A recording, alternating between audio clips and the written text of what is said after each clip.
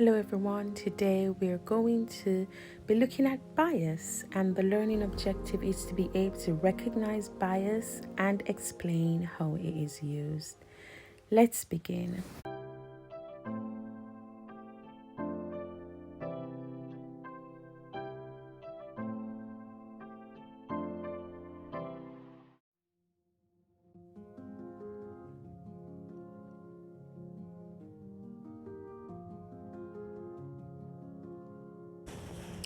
Okay, before we begin, we need to know what bias means. So, bias is a prejudice. It could be a preference, it could be an inclination, but this preference or prejudice inhibits fair judgment.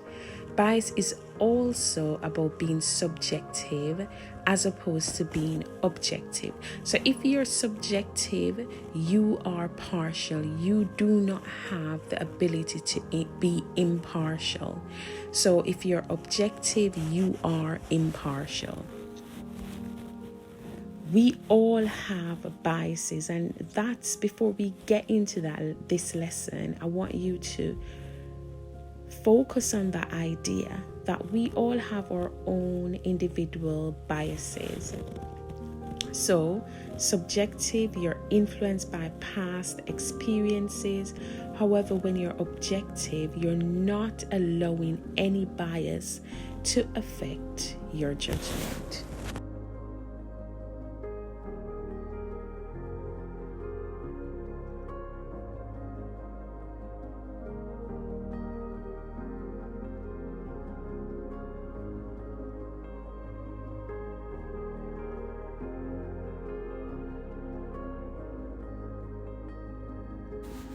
So how is bias seen in writing? Can you think of any types of text that has bias in them? What about the media? Example, news reports. What about persuasive writing? We can recognize bias in writing by the following. So these are the 8 clues or the 8 features that will indicate if this piece of writing is biased or not. So the first one is looking at emotional responses. Is the piece of writing filled with a lot of emotional responses? What about exaggeration or stereotypical comments? Does it have one-sided views? Is there no consideration for the other side? Is there missing information? Or do we have positive or negative word choices? And this is really a clear clue. If you're hearing in the writing, the writer saying, this is outrageous, or using words, that is going to really give an emotional response to sway the piece in the way that the writer wants you to think. It might have bias. What about opinions used as if they were factual? So these are the things that you need to consider when you're looking at bias.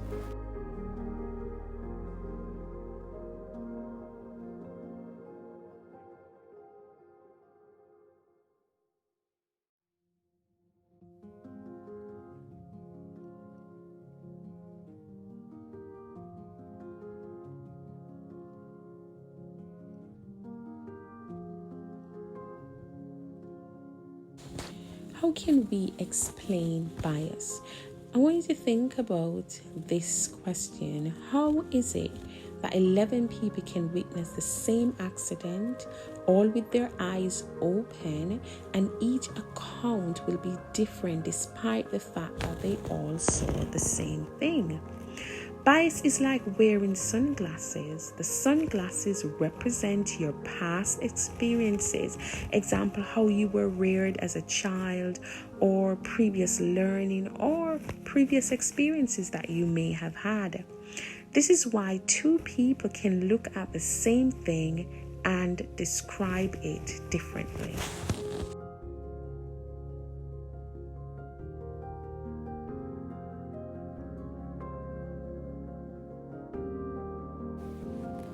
How can we spot bias?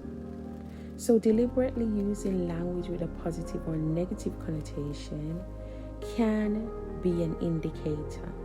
I would like you to consider the difference in these two headlines. They're both about the same student protest.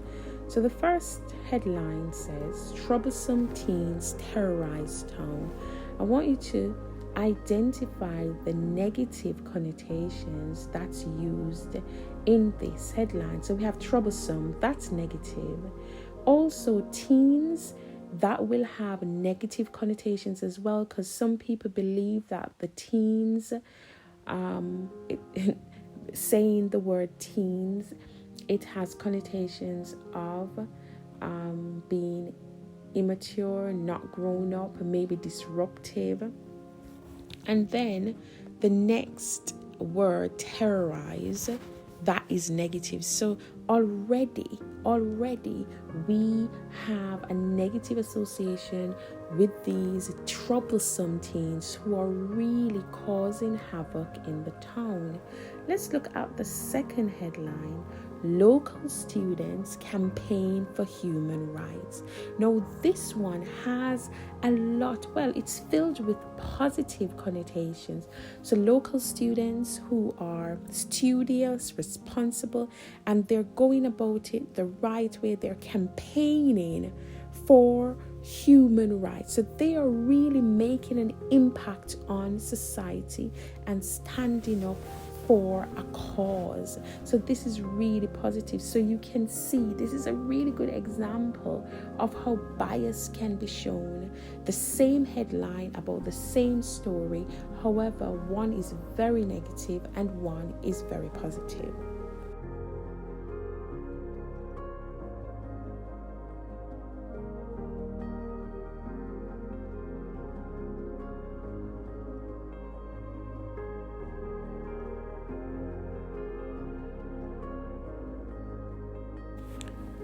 So we're continuing on how to spot bias. So let's look at these pictures. So in August 2011, Mark Duggan was shot by the police, and many felt that his death was unjustified because it was caused by racism and that the police hid what truly happened. And especially now with everything that has happened in America, the cases in America and the protests and Black Lives Matters, we are really scrutinizing the media and how the media represents things. So this happened in 2011, and as you can see, the picture that many media sources used is the top one, the cropped one. I would like you to think about, what does the picture suggest? We're not seeing much of him, just his face, and we don't know why he's standing by that statue. We don't know. You know, he could be up to no good. Now, I would like you to look at the original picture. Do you think cropping the image was fair? Because in the original picture, he's giving a tribute to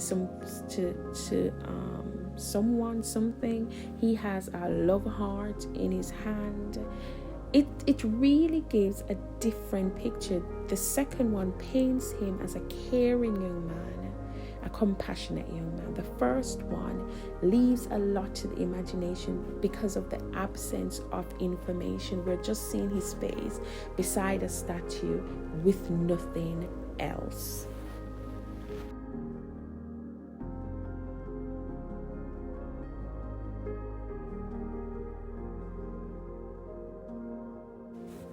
So now it's your turn. We have gone through bias. We have gone through the definition of what bias is. And I would like you to change these headlines to show bias. So your task is to make them as negative or positive, because bias can be positive as well. negative or positive as possible, even though normally it is the negative bias that we see a lot, especially in the media. So the first one says Conservative MP loses seat to Labour MP. So how could you make this biased?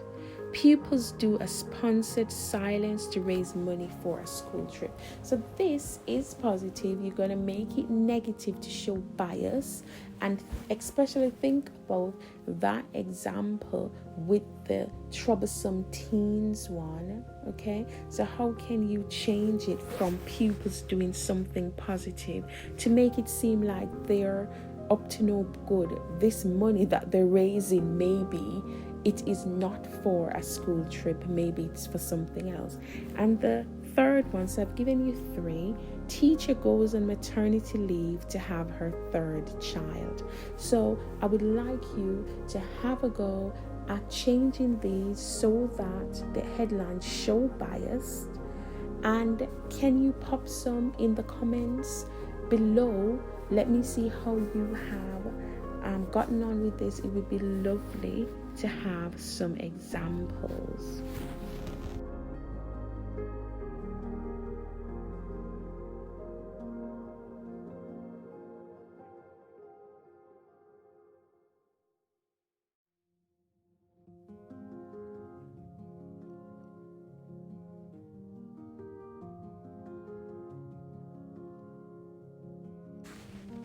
So how did we do today?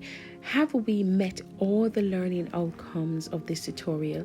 So we had 2 to define bias, and just to recap, I said that bias can be a prejudice, a preference, or an inclination which is going to inhibit fair judgment. It is being subjective as opposed to being objective. So those 2 key words, subjective and objective, please add them to your vocabulary. We know that being subjective is being partial. Being objective is being impartial. So 2 other words that you can further add. And then we also discussed the idea that everyone will have bias, some amount of bias. Then we were supposed to, the second objective was to recognize bias in writing. So we went through and looked at all those headlines that had the emotional appeal, that showed facts, showed opinions as if they were factual, has negative or positive connotations. So we have that list of 8 features that help you to spot bias. Please go back to that if you have any doubts, or if you just need to go back to remember to refresh yourself. And as always, I gave you something to help to consolidate your learning today. So please go back and give me some examples of what you've done in the comments below.